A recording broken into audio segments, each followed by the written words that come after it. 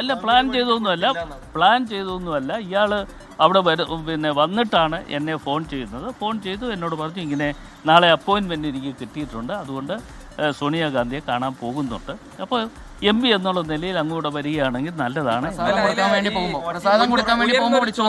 അതെ ചോദ്യം, ഇപ്പോ സോണിയാഗാന്ധിയെ പോലെ രാജ്യത്തിന് ഏറ്റവും സുരക്ഷയുള്ള ഒരാളുടെ അടുത്ത് ഈ സ്ഥലം MP പോലും അറിയാതെ അവര് പെർമിഷൻ എടുക്കുന്നു, പിന്നീടാണ് താങ്കളെ കൂടെ വരുമ്പോ എന്ന് ചോദിക്കുന്നത്. അതൊക്കെ എങ്ങനെയാണ് നടക്കുന്നത്? അല്ല, ഞാൻ ഒരു കാര്യം പറയട്ടെ.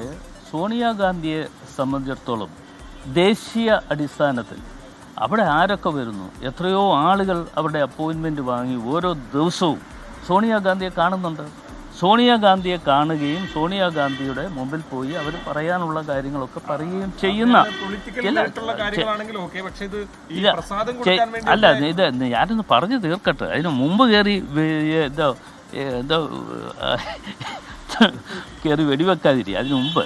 അപ്പോൾ അത്തരം കാര്യങ്ങൾ സോണിയാഗാന്ധിയെ സംബന്ധിച്ച് ഞാൻ പറഞ്ഞല്ലോ, ഞാൻ അദ്ദേഹത്തോടൊപ്പം പോയി. പക്ഷേ അന്ന് എനിക്കറിയില്ല ഇയാൾ ഈ കാട്ടുകൊള്ളക്കാരനാണെന്നോ കൊള്ള സംഘത്തിൻ്റെ തലവനാണെന്നോ ഒന്നും അറിഞ്ഞുകൊണ്ടല്ല അവിടെ പോയത്. ഇന്നിപ്പോൾ വിളിച്ചാൽ ഞാൻ ഒരിക്കലും പോയില്ല. ഒരു കാര്യം കൂടി ഞാൻ പറയാം.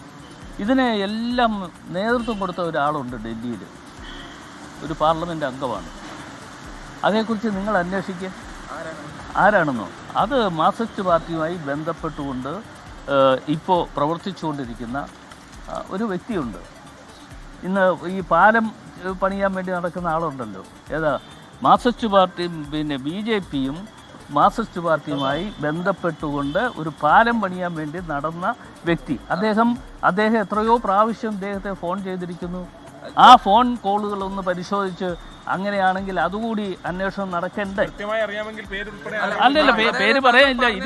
ഇതിൽ കൂടുതലൊന്നും നിങ്ങൾക്ക് അറിയാൻ വയ്യാത്ത കാര്യമാണെങ്കിൽ നിങ്ങളെ പഠിപ്പിക്കാൻ പറ്റുമോ?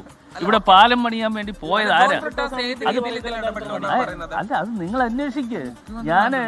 ഞാൻ പറഞ്ഞിരിക്കുന്നു, നിങ്ങൾ അന്വേഷിക്കുക.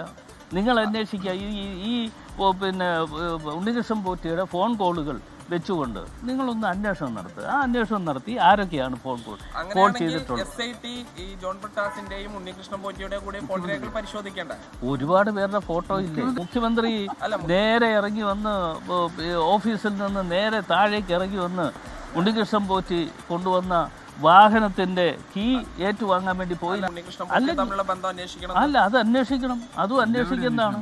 ഇപ്പോൾ അടൂർ പ്രകാശിനെ കുറിച്ച് SIT അന്വേഷണം നടത്തുന്നു എന്ന് പറയുമ്പോൾ ഞാനിതിനെ സ്വാഗതം ചെയ്യുന്നു.